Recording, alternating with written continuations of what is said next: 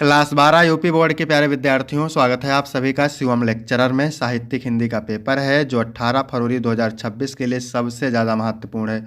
मेरे प्यारे बच्चों, पूरा पेपर एकदम अच्छे से आंसर के साथ हल करके आपको बताने वाले हैं, तो आप लोग वीडियो को पूरा अंत तक देखिएगा। यदि आप वीडियो को पूरा अंत तक देखते हैं तो ये मेरी गारंटी है कि आप बोर्ड एग्जाम 2026 में हिंदी में 95 प्लस अंक जरूर लेकर आओगे। मेरे प्यारे बच्चों, यह एक वायरल पेपर है। सेम ऐसा ही पेपर आपके बोर्ड एग्जाम 2026 में पूछा जाएगा। समय 3 घंटे 15 मिनट का होता है मेरे प्यारे बच्चों, और पूर्णांक होता है 100 का। यहाँ पर थोड़ा सा निर्देश देख लेते हैं। निर्देश में क्या है? प्रारंभ के 15 मिनट परीक्षार्थियों को प्रश्न पत्र पढ़ने के लिए निर्धारित है। इस प्रश्न पत्र में 2 खंड हैं। दोनों खंडों के सभी प्रश्नों के उत्तर देना अनिवार्य है। तो सभी लोग वीडियो को लाइक करेंगे, चैनल पर नए होंगे चैनल को सब्सक्राइब करेंगे, शेयर करेंगे। चलिए वीडियो को शुरू करते हैं। सबसे पहले खंड का, इसमें प्रश्न नंबर 1 का है मेरे प्यारे बच्चों। हिंदी गद्य साहित्य में शुक्ल युग की समय सीमा है 1900 ईस्वी से 1920 ईस्वी तक, 1915 ईस्वी से 1935 ईस्वी तक, 1918 ईस्वी से 1938 ईस्वी तक, 1920 से 1939 तक। तो हिंदी गद्य साहित्य में शुक्ल युग की समय सीमा है 1918 से 1938 ईस्वी तक। तो आपका तीसरा ऑप्शन करेक्ट हो जाएगा मेरे प्यारे बच्चों। इसके बाद प्रश्न नंबर 1 का है, भारतेंदु युग के लेखक नहीं हैं। भगवत शरण उपाध्याय, प्रताप नारायण मिश्र, बालकृष्ण भट्ट, बद्री नारायण चौधरी, प्रेमघन। तो भारतेंदु युग के लेखक हैं बालकृष्ण भट्ट, प्रताप नारायण मिश्र और प्रेमघन। यहाँ पर पूछा है भारतेंदु युग के लेखक नहीं है, तो भगवत शरण उपाध्याय नहीं है। तो पहला ऑप्शन राइट हो जाएगा। भगवत शरण उपाध्याय द्विवेदी युग के लेखक हैं। इसके बाद मेरे प्यारे बच्चों, प्रश्न नंबर 1 का गा है, चारुचंद्र लेख किस विधा की रचना है? कहानी है, आत्मकथा है, डायरी है, उपन्यास है? कमेंट करेंगे। चारुचंद्र लेख उपन्यास विधा की रचना है। चौथा ऑप्शन राइट हो जाएगा। और चारुचंद्र लेख डॉक्टर हजारी प्रसाद द्विवेदी की रचना है। अगला प्रश्न है, लक्ष्मीपुरा रिपोर्तार्ज के लेखक हैं। विष्णु प्रभाकर, राहुल सांकृत्यायन, शिवदान सिंह चौहान, जैनेन्द्र कुमार। तो लक्ष्मीपुरा रिपोर्तार्ज के लेखक हैं शिवदान सिंह चौहान। तीसरा ऑप्शन राइट हो जाएगा। यदि आपको इसका पीडीएफ चाहिए तो डिस्क्रिप्शन में टेलीग्राम की लिंक मिल जाएगी, वहां से टेलीग्राम ज्वाइन करेंगे, आपको पीडीएफ मिल जाएगा। इसके बाद अगला प्रश्न है, हिंदी का प्रथम मौलिक नाटक है। नहुस है, कंकाल है, परीक्षा गुरु है, गबन है? हिंदी का प्रथम नाटक है नहुस।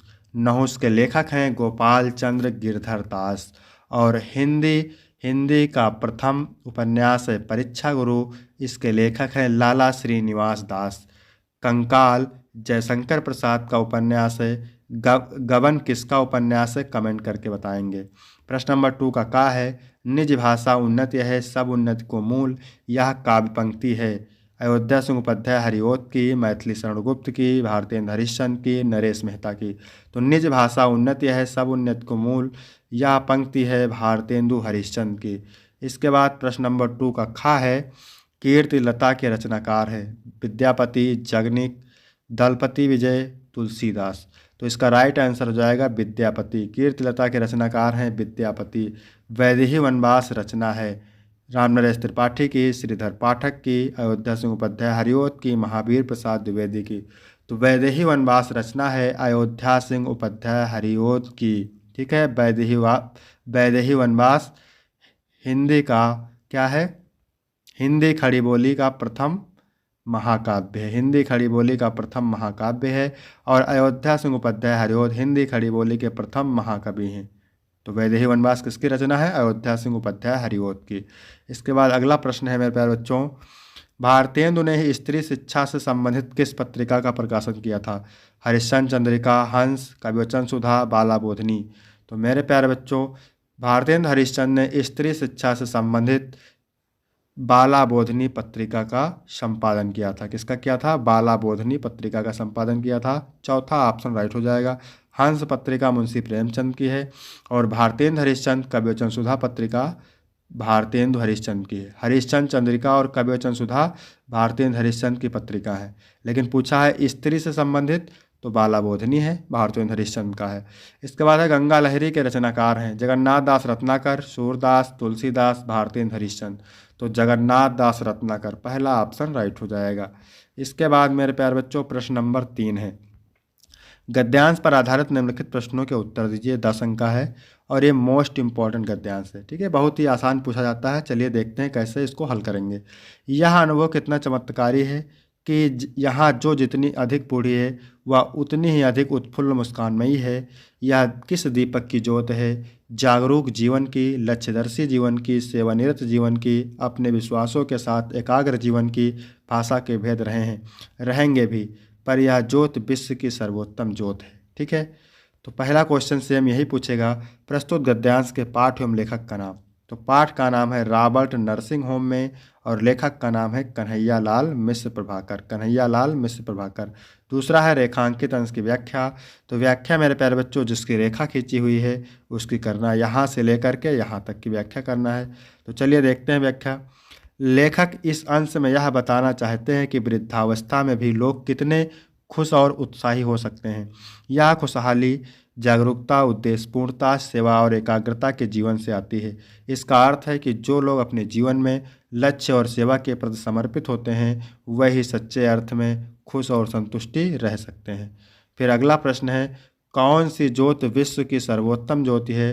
तो जागरूक जीवन, लक्ष्यदर्शी जीवन और सेवानिरत जीवन की ज्योत विश्व की सर्वोत्तम ज्योति है। आपने अभी पढ़ा था, ठीक है, आपने अभी पढ़ा था। यहाँ पे लिखा हुआ है जागरूक जीवन की, लक्ष्यदर्शी जीवन की, सेवानिरत जीवन की। ठीक है, इसके बाद मेरे प्यारे बच्चों अगला प्रश्न है, लेखक के लिए कौन सा अनुभव चमत्कारी है? तो लेखक के लिए यह अनुभव चमत्कारी है कि बूढ़ी महिलाएं अधिक उत्फुल्ल और मुस्कानमयी होती हैं। जागरूक का मतलब होता है सजग, सचेत या जागरूक होना। लक्ष्यदर्शी का मतलब होता है जो अपने लक्ष्य को जानता हो और उस दिशा में आगे बढ़ता हो। फिर यहाँ पे अथवा करके दिया है मेरे प्यारे बच्चों, आपको ये ही करना रहता है, लेकिन ये भी मोस्ट इम्पॉर्टेंट है। ठीक है, मातृभूमि पर निवास करने वाले मनुष्य राष्ट्र का दूसरा अंग है। पृथ्वी हो और मनुष्य ना हो तो राष्ट्र की कल्पना असंभव है। पृथ्वी और जन दोनों के सम्मिलन से ही राष्ट्र का स्वरूप संपादित होता है। जन के कारण ही पृथ्वी मातृभूमि की संज्ञा प्राप्त करती है। पृथ्वी माता है और जन सच्चे अर्थों में पृथ्वी का पुत्र है। माता भूमि पुत्रो अहम पृथव्या, भूमि माता है मैं उसका पुत्र हूँ। जन के हृदय में इस सूत्र का अनुभव ही राष्ट्रीयता की कुंजी है। इसी भावना से राष्ट्र निर्माण के अंकुर उत्पन्न होते हैं। ठीक है, तो यहाँ पर पहला क्वेश्चन है मेरे प्यारे बच्चों, प्रस्तुत गद्यांश के पाठ एवं लेखक का नाम। तो पाठ का नाम है राष्ट्र का स्वरूप, लेखक का नाम है वासुदेव शरण अग्रवाल। ठीक है, दूसरा क्वेश्चन है रेखांकित अंश की व्याख्या। अच्छा, इस पाठ को पहचानना कैसे है? तो जहाँ पर राष्ट्र शब्द दिख जाए, भूमि शब्द दिख जाए, जन शब्द दिख जाए तो आप समझ जाइए कि ये राष्ट्र का स्वरूप चैप्टर से लिया गया है। तो व्याख्या करना है, भूमि माता है और जन सच्चे अर्थ में पृथ्वी का पुत्र है। ठीक है, भूमि माता है मैं उसका पुत्र हूँ, इसकी करना है आपको व्याख्या। तो चलिए देखते हैं। जिस प्रकार माता हमें जन्म देती है, पालन पोषण करती है, हमें प्यार करती है, उसी प्रकार पृथ्वी हमें अन्न देती है। इसकी धूल में हम खेलकर बड़े होते हैं, इसकी हवा में हम सांस लेते हैं। पृथ्वी एक माता के ही समान हमारा पालन पोषण करती है, अतः पृथ्वी एक माता के समान है और मनुष्य सच्चे अर्थों में पृथ्वी का पुत्र है। इसके बाद अगला प्रश्न है, पृथ्वी और जन दोनों मिलकर किसकी रचना करते हैं? तो पृथ्वी और जन दोनों मिलकर राष्ट्र के स्वरूप को संपादित करते हैं। सारे उत्तर आपको आसानी से मिल जाएंगे। राष्ट्र की कल्पना कब असंभव है? यदि पृथ्वी हो और मनुष्य ना हो तो राष्ट्र की कल्पना असंभव है। राष्ट्र का दूसरा अंग क्या है? तो राष्ट्र का दूसरा अंग जन है। इसके बाद मेरे प्यारे बच्चों प्रश्न नंबर 4 है, पद्यांश पर आधारित निम्नलिखित प्रश्नों के उत्तर दीजिए। मोस्ट इंपॉर्टेंट है। कोई प्यारा कुसुम कोमला गेह में जो पड़ा हो। राधा पवन से कहती है पवन, यदि कोई प्यारा मुरझाया हुआ फूल घर में पड़ा हो तो प्यारे के चरण पर ला डाल देना उसी को। तो उस फूल को ला करके प्यारे श्री कृष्ण के चरणों में डाल देना। यो देना ये पवन बतला फूल सी एक बाला। इस प्रकार ये पवन उन्हें बता देना कि फूल के समान एक बालिका राधा किस प्रकार से मलिन होकर के आपके कमल पग को चूमना चाहती है। ठीक है, तो उपयुक्त पद्यांश के शीर्षक और कवि का नाम पवनदूत का है, कवि का नाम है अयोध्या सिंह उपाध्याय हरिओत। रेखांकित अंश की व्याख्या, तो व्याख्या मैंने पूरी आपको बता दिया है। ठीक है, आप यहाँ पे देख सकते हैं। इसके बाद अगला प्रश्न है, राधा पवनदूतिका से मुरझाए पुष्प को कहाँ डाल देने के लिए कह रही है? तो श्री कृष्ण के चरणों में डाल देने के लिए कह रही है। मुरझाए पुष्प की उपमा किससे की गई है? मुरझाए पुष्प की उपमा राधा से की गई है। ठीक है, अगला प्रश्न है, श्री कृष्ण के कमल के समान कोमल चरणों को कौन चूमना चाहता है? राधा जी। ठीक है, इसके बाद अथवा करके दिया है, ये भी मोस्ट इंपॉर्टेंट है मेरे प्यारे बच्चों, तो इसको भी देखते हैं। कहा मनु ने नभ धरणी बीच, बना जीवन रहस्य निरूपाय। मनु कहते हैं कि धरती और आकाश के बीच मेरा जीवन एक अनसुलझा रहस्य बन गया है, जिसका कोई उपाय नहीं है। एक उल्का सा जलता भ्रांत शून्य में फिरता हुआ असहाय। वे खुद को एक भ्रमित उल्का के समान पाते हैं जो शून्य में असहाय होकर भटक रहा है। कौन हो तुम बसंत के दूत, विरस पतझड़ में अति सुकुमार। मनु श्रद्धा से पूछते हैं कि तुम कौन हो। तुम तो उस पतझड़ में आने वाले बसंत के दूत की तरह हो, जो बहुत ही कोमल और नई उम्मीद जगाने वाली हो। घन तिमिर में चपला की रेत, तपन में शीतल मंद ब्याह। तुम्हारी उपस्थिति घने अंधकार में चमकती बिजली जैसी है, और जब मैं तप रहा हूँ तब तुम ठंडी और मदमस्त हवा की तरह हो, जो राहत देती है। तो ये कहाँ से लिया गया है मेरे प्यारे बच्चों? प्रस्तुत पद्यांश के पाठ एवं कवि का नाम श्रद्धामनु से लिया गया है, और इसके कवि जयशंकर प्रसाद है। मोस्ट इम्पॉर्टेंट है। इसके बाद है रेखांकित अंश की व्याख्या। तो व्याख्या किसकी करना है? लास्ट वाली दो लाइन तो आप देख सकते हैं, पूरा लिखा हुआ है। फिर मनु किससे अपने जीवन के विषय बता रहे हैं? तो मनु बसंत के दूत से अपने जीवन के विषय बता रहे हैं, जो जीवन में खुशी और आनंद लाने का प्रतीक है। इसके बाद अगला प्रश्न है, मनु अपने आप को क्यों असहाय महसूस करते हैं? मनु अपने आप को असहाय महसूस करते हैं कि वे जीवन की रहस्यों को समझने में असमर्थ है, और अपने चारों ओर के निराशाजनक वातावरण के कारण उन्हें कोई मार्ग नहीं दिख रहा है। इसके बाद तिमिर और चपला शब्दों के अर्थ। तिमिर का मतलब अंधकार या अंधेरा, चपला का मतलब चंचल या फुर्तीली। इसके बाद 5 का नंबर है मेरे प्यारे बच्चों। निम्नलिखित में से किसी एक लेखक का जीवन परिचय देते हुए उनकी कृतियों का उल्लेख कीजिए। 80 शब्द में लगभग उत्तर देना है, और 5 अंक का। जैनेन्द्र कुमार, कन्हैयालाल मिश्र प्रभाकर और हरिशंकर प्रसाई। तो ये तीनों मोस्ट इंपॉर्टेंट। यहाँ हरिशंकर प्रसाई का हम पढ़ने वाले हैं। जैसे मैंने लिखा है सेम आपको वैसे ही लिखना है, ठीक है। पहले आपको हेडिंग डालना है जीवन परिचय, क्योंकि बिना जीवन परिचय के साहित्यिक परिचय नहीं होता है। तो पहले आप जीवन परिचय हेडिंग डाल के लिखेंगे। इसके बाद हेडिंग डालेंगे साहित्यिक परिचय, बहुत ही आसान एवं सरल शब्दों में लिखा है मैंने। उसके बाद आप हेडिंग डालेंगे रचनाएं। तो उनकी जो दो चार 10 रचनाएं आपको याद होंगी, लिख देंगे, ठीक है। मैंने सारी रचनाएं यहाँ पे लिख रखा है। इसके बाद है निम्नलिखित में से किसी एक कवि का जीवन परिचय देते हुए उनकी कृतियों का उल्लेख कीजिए। भारतेंद्र हरिश्चंद्र, सुमित्रानंद पंत और मैथिली शरण गुप्त। तो सुमित्रानंद का पंत का पढ़ने वाले हैं, मोस्ट इंपॉर्टेंट है। तो सबसे पहले हेडिंग डालना है आपको जीवन परिचय, इसके बाद फिर साहित्यिक परिचय, और इसके बाद रचनाएं हेडिंग डाल के लिख देना है। इसके बाद 6 नंबर क्वेश्चन है, कहानी तत्वों के आधार पर बहादुर अथवा धुरयात्रा कहानी की समीक्षा कीजिए। लगभग 80 शब्द में आंसर देना है। खून का रिश्ता कहानी के उद्देश्य पर प्रकाश डालिए। तो ये भी अथवा करके दिया है, और मोस्ट इम्पॉर्टेंट है। तो यहाँ पर हम पढ़ने वाले हैं बहादुर कहानी का सारांश, जो कि मोस्ट इम्पॉर्टेंट है। तो कैसे लिखना है आपको यहाँ पर देख सकते हैं, बहुत ही आसान एवं सरल शब्दों में लिखा हुआ है, ठीक है। ठीक है, स्क्रीनशॉट ले सकते हैं। इसके बाद 7 नंबर क्वेश्चन है, स्वपठित खंडकाव्य के आधार पर निम्नलिखित प्रश्नों में से किसी एक प्रश्न का संक्षिप्त उत्तर दीजिए। 80 शब्द में है और 5 नंबर का है। तो ये खंडकाव्य है, अलग अलग जिला के लिए अलग अलग खंडकाव्य है। हम हैं उत्तर प्रदेश के बहराइच से, ठीक है। तो यहाँ पर क्या चलता है, श्रवण कुमार। इसके बाद है खंड खा।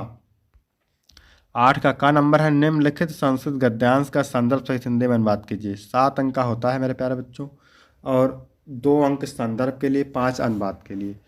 7 अंक आपको तभी मिलेंगे जब संदर्भ सहित अनुवाद लिखेंगे। तो जन्मतः 10वें दिन शिव भजे देम इत बुद्ध्या, यानी जन्म के 10वें दिन यह शिव को भजने वाला हो। इस जन्म के 10वें दिन यह शिव को भजने वाला हो, इस विचार से पिता ने अपने पुत्र का नाम मूलशंकर रखा, ठीक है। 8वें वर्षे चा अस्यो उपनयन अकृत, और 8वें वर्ष में उपनयन संस्कार किया। 13 वर्ष का होने पर उसने मूलशंकर से 13 वर्ष का होने पर मूलशंकर के पिता ने शिवरात्रि का व्रत किया, और पिता की आज्ञा अनुसार मूलशंकर ने सभी प्रकार के व्रत का विधान किया, समस्त व्रत का विधान किया, ठीक है। तो ये कहाँ से लिया गया है मेरे प्यारे बच्चों? ये लिया गया है महर्षि दयानंदा चैप्टर से। संदर्भ लिखेंगे। इसके बाद अथवा करके दिया है, ये भी मोस्ट इंपॉर्टेंट है। बीते हुए प्रथम कल्प में लोगों ने एक सौभाग्यशाली सभी आकृति से परिपूर्ण पुरुष को राजा बनाया। चौपायों ने भी एक शेर को राजा बनाया। पक्षियों ने हिमालय प्रदेश पर एकत्र होकर के कहा, मनुष्यों में राजा जाना जाता है तथा चौपायों में भी हमारे बीच कोई राजा नहीं है, राजा के बिना रहना ठीक नहीं है। तो ये मेरे प्यारे बच्चों लिया गया है कहाँ से, कमेंट करके बताएंगे। इसके बाद खा नंबर प्रश्न है, निम्नलिखित श्लोकों का हिंदी में संदर्भ सहित हिंदी में अनुवाद कीजिए। तो उदेत सविता त्राम त्राम एवा अस्ति इति, यानी जिस प्रकार सूर्य उदय होते समय लाल होता है और अस्त होते समय लाल होता है, उसी प्रकार जो महान पुरुष होते हैं सुख और दुख में एक समान रहते हैं। तो ये लिया गया है मेरे प्यारे बच्चों कहाँ से, सुभाषित रत्नान से। अथवा करके दिया है, ये ऋतुवर्णम से लिया गया है। हाथी मस्त हो रहे हैं, सांड प्रसन्न हो रहे हैं, शेर वनों में अधिक पराक्रमी हैं, पर्वत सुंदर हैं, राजा शांत हैं और इंद्र बादलों से खेल रहे हैं। इसके बाद 9 नंबर प्रश्न है, निम्नलिखित में से किसी 2 प्रश्नों के संस्कृत में उत्तर दीजिए। 4 अंक का है और 2 प्रश्न करने रहेंगे, 2-2 अंक के, मोस्ट इंपॉर्टेंट है। इसके बाद 10 का का और खा गा है रस अलंकार छंद से, तो ये भी मोस्ट इंपॉर्टेंट है मेरे प्यारे बच्चों, इसको आप जरूर तैयार करेंगे। इसके बाद 11 नंबर प्रश्न है, निम्नलिखित में से किसी एक विषय पर निबंध लिखिए। तो मोस्ट इंपॉर्टेंट निबंध है, 9 नंबर का है। इसके बाद है हरे का संधि विच्छेद, 1 नंबर का है। हरे प्लस ए हो जाएगा, क्या हो जाएगा, हर प्लस ए। इसके बाद है वने अत्र का संधि विच्छेद, तो वने प्लस अत्र हो जाएगा, वने प्लस अत्र। रामश्चलित में संधि है, तो इसमें व्यंजन संधि है। इसके बाद में खा नंबर प्रश्न है, निम्नलिखित में से किसी एक का विग्रह करके समास का नाम लिखिए। तो आजीवन में अव्ययभाव समास है, श्वेतांबरम और महाशय में कर्मधारय समास है। इसके बाद अगला प्रश्न है, प्रश्न नंबर कौन सा है मेरे प्यारे बच्चों, तो प्रश्न नंबर है 12 प्रश्न क्या कह रहा है, अपने क्षेत्र के पार्क को विकसित कराने के लिए नगर निगम के मुख्य उद्यान निरीक्षक को एक पत्र लिखिए। अथवा विद्यालय की वाद विवाद प्रतियोगिता में प्रथम स्थान प्राप्त करने पर अपने छोटे भाई को बधाई देने है तो एक पत्र लिखिए। 8 अंक का है और मोस्ट इंपॉर्टेंट है। ये है प्रश्न नंबर 13, ठीक है। इसके बाद ये प्रश्न नंबर 14 है। तो यहाँ पर क्या पूछ रहा है, निम्नलिखित में से किसी एक शब्द के धातु एवं प्रत्यय का योग स्पष्ट कीजिए। तो हता, हता में हत धातु है, अक्त प्रत्यय है। दीनता में दीन शब्द है, तल प्रत्यय है। महत्व में महत शब्द है, तो प्रत्यय है। फिर निम्नलिखित में से किसी एक शब्द में प्रत्यय लिखिए। तो शरणीय में अनियर प्रत्यय है, श्रीमती में मतु प्रत्यय है और गुरुता में तल प्रत्यय है। इसके बाद खा नंबर है इसका, रेखांकित पदों में से किसी एक पद में प्रयुक्त विभक्ति तथा संबंधित नियम का उल्लेख कीजिए। ग्राहम प्रतिगच्छ, इसमें द्वितीय विभक्ति है। रामेण सा सीता वनम आगच्छत, इसमें तृतीया है। अग्नेय स्वाहा चतुर्थी विभक्ति है इसमें।